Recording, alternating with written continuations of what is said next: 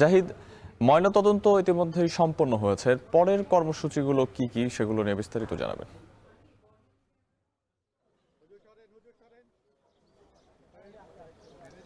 শাহাব, আমরা তো মর্গের সামনে অবস্থান করছি। এখানে মূলত দুইটি বিষয়ের জটিলতা তৈরি হয়েছে। প্রথমত, এখানেই মূলত গোসল করানো হবে নাকি হৃদরোগ ইনস্টিটিউট সেখানে নিয়ে গোসল করানো হবে, এই বিষয়ে এখনও দ্বিধান্বিত বিষয় হয়ে দাঁড়িয়েছে।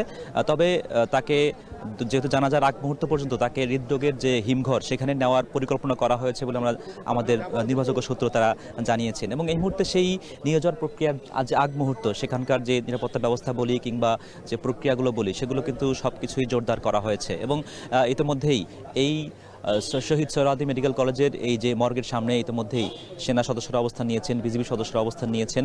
এবং ঘণ্টাখানেক আগেই মূলত এখানে যখন শরীফ ওসমান হাদির মরদেহ নিয়ে আসা হয় তখন তার আগ থেকেই মূলত এখানের এই নিরাপত্তা বলয়টি তৈরি করা হয়েছিল। এবং এখান থেকে যখন মরদেহ বহনকারী অ্যাম্বুলেন্সটি বের করা হবে তার আগ মুহূর্ত পর্যন্ত এমন নিরাপত্তা বলয় থাকবে বলে আমরা জানতে পেরেছি।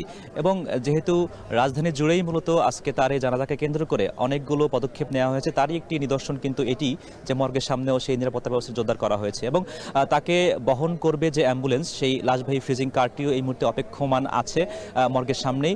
এবং যেহেতু কিছুক্ষণ আগেই মূলত আমরা তথ্যটি পেয়েছি যে ময়নাতদন্ত কার্যক্রম শেষ হয়েছে, কাজেই কিছুক্ষণের মধ্যে হয়তো আমরা এই বার্তাটিও পাবো যে তার মরদেহ কোথায় নেওয়া হচ্ছে বা এক্স্যাক্টলি কখন কোথায় নেওয়া হবে। এবং তার পরিবারের পক্ষ থেকে সকাল থেকেই কিন্তু সরকারের যে স্বাস্থ্য অধিদপ্তর সেখানকার সঙ্গে একটু বাক্য বিনিময় হয়েছিল এই বিষয়ে যে আসলে তদন্ত আদৌ করা উচিত হবে কি হবে না। তবে শেষ পর্যন্ত এই সিদ্ধান্তেই কিন্তু চূড়ান্ত হয় যে তার ময়নাতদন্ত সম্পন্ন করার পক্ষে তার পরিবারের পক্ষ থেকে সেই সায়টি পাওয়া যায়। এবং যেহেতু এই মর্গের পাশেই একটি আর্মি ক্যাম্পও অবস্থিত আছে, কাজে এখান থেকেই অনেক সেনা সদস্যকেও দেখেছি তারা এখানে এসে নিরাপত্তা ব্যবস্থার সঙ্গে তারা যুক্ত হয়েছেন এবং সেটি এখনও এখানে জোরদার করা হয়েছে। এবং এখান থেকে পুনরায় শরীফ ওসমান হাদির মরদেহ পুনরায় হৃদরোগের যে হিমঘর সেখানে নেয়ার আগ পর্যন্ত এখানকার নিরাপত্তা ব্যবস্থা বিষয়ে সেই একই কার্যক্রম তারা জারি রাখবেন বলে ধারণা করা যাচ্ছে। এর পাশাপাশি শরীফ ওসমান হাদি কিন্তু একজন তরুণ রাজনীতিবিদ, এর পাশাপাশি তিনি একজন কবিও ছিলেন, স্বভাব কবি। কাজেই সার্বিক পরিস্থিতি মিলিয়ে সেই তার শেষ যেই ঠিকানা সেটিও কিন্তু হচ্ছে জাতীয় কবি, বিদ্রোহী কবির পাশেই। কাজে এটি এক মহাকাব্যিক প্রয়াণ আমরাই বলবো, এই কারণে যে এক তরুণ রাজনীতিবিদ যিনি কিনা তার সাদাসিধা জীবন আচরণ দিয়েই মানুষের মন জয় করেছিলেন। কেউ হয়তোবা তার রাজনৈতিক আদর্শকে গ্রহণ করেছে, কেউ হয়তোবা তার কাব্যিকতাকে গ্রহণ করেছে, কেউ হয়তোবা তার সাধারণ জীবন আচরণকে গ্রহণ করেছে।